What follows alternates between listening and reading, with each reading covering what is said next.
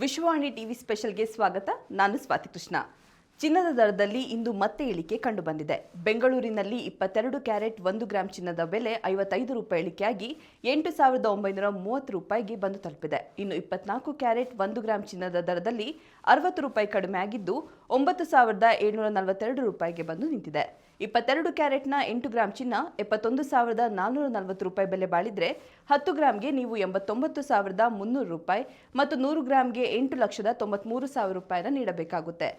24 ಕ್ಯಾರೆಟ್ನ 8 gram ಚಿನ್ನ 77,936 ರೂಪಾಯಿ ಬೆಲೆ ಬಾಳಿದ್ರೆ 10 ಗ್ರಾಂಗೆ ನೀವು 97,420 ರೂಪಾಯಿ ಮತ್ತು 100 ಗ್ರಾಂಗೆ 9,74,200 ರೂಪಾಯಿನ ಪಾವತಿಸಬೇಕಾಗುತ್ತೆ.